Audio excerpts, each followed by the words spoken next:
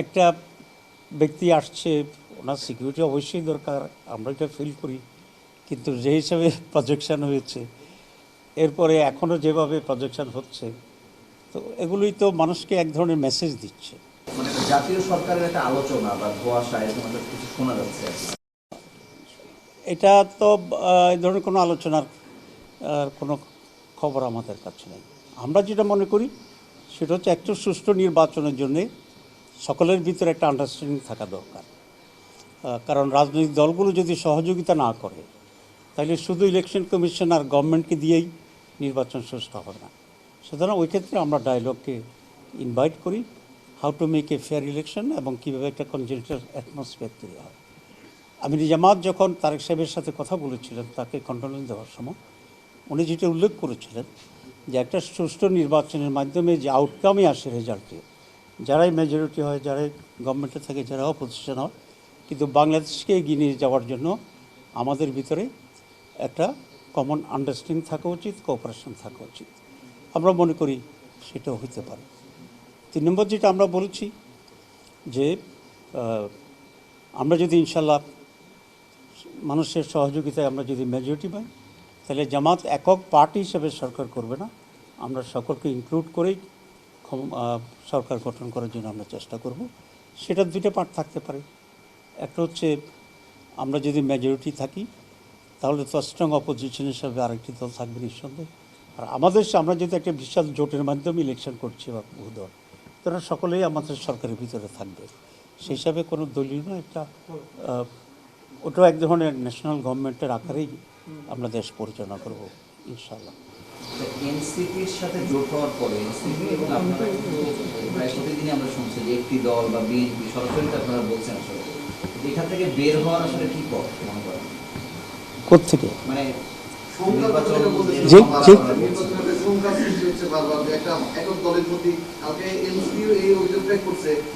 আমরা দেখতেছি একটা প্রশাসনের একটা আচরণ একমুখী হচ্ছে, কেবলামুখী করতেছে, অনেক নতুন কথা। এটাকে আপনারা মোটেই দেখতেছেন না, এটাকে শুধু আমরাই দেখছি। একটা ব্যক্তি আসছে, ওনার সিকিউরিটি অবশ্যই দরকার, আমরা এটা ফিল করি, কিন্তু যে হিসাবে প্রজেকশন হয়েছে, এরপরে এখনও যেভাবে প্রজেকশন হচ্ছে, তো এগুলোই তো মানুষকে এক ধরনের মেসেজ দিচ্ছে। ঠিক আছে, সরকারি কর্মকর্তাদের এই সরকারি মেসেজের কারণে আরও কিছু ইন্টারেস্টেড লোকেরা গিয়ে এক ধরনের ইমব্যালেন্স তৈরি করছে। আমার মনে হয় এটা আপনাদের কাছে আমাদের চেয়ে আরও বেশি পরিষ্কার আছে।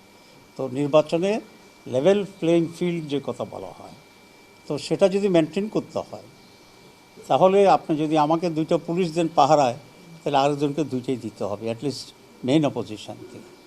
আপনি যদি আমাকে 3 দিনে আমার ভোটারশিপ করতে দেন, তাহলে আরেকজনকে কমপক্ষে 4 দিনে হইলেও তাকে ভোটার বানানোর এই সুযোগটা থাকা উচিত। কিন্তু আমরা দেখছি যে ট্রিটমেন্টটা ঠিক এরকম হচ্ছে না। অ্যান্ড এটা obvious, everybody is seeing this. এটা এমন না যে খুব সূক্ষ্মভাবে হচ্ছে। আমার মনে হয় আপনাদের সকলেরই চোখে পড়ার কথা।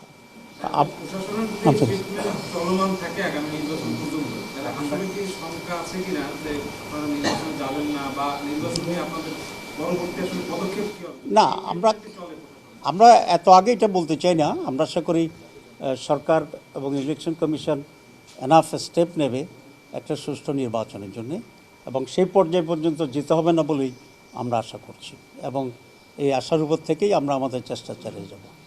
Thank you. Very soon, very soon. বিভিন্ন পত্রপত্রিকা আমরা দেখতে পাচ্ছি যে আপনাদের সাথে মানে বলছে যে আপনাদের আসন সংগ্রহ হচ্ছে না, গলি হয়ে যেতে যাচ্ছে, 10টা দেওয়া হবে।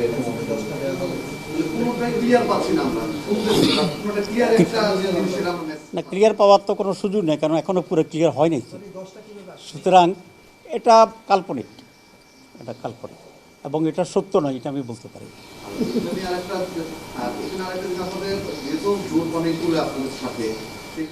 অনেক দল আমাদের সাথে, হ্যাঁ, জোটও আছে। এটা বোধহয় আমরা যদি মেজরিটি পাই, তখন এটা ডিসাইড করতে খুব অসুবিধা হবে না। জি। নাভামির এই যে ঝুঁকে পড়ার প্রশাসন যে একটা দিকে ঝুঁকে যাচ্ছে বলতেছে, এটা কি প্রশাসনকে বাধ্য করা হচ্ছে নাকি তারা উইলিংলি কাজগুলো করতেছে? আপনার কাছে কি মনে হচ্ছে? না, আমরা মনে করি যে এক ধরনের ইনক্লিনেশনটা হচ্ছে এবং সেটা সরকার এবং ইলেকশন কমিশনের কিছুটা পক্ষপাতিত্বের কারণে একটা ইমপ্রেশন দেওয়ার জন্য চেষ্টা করা।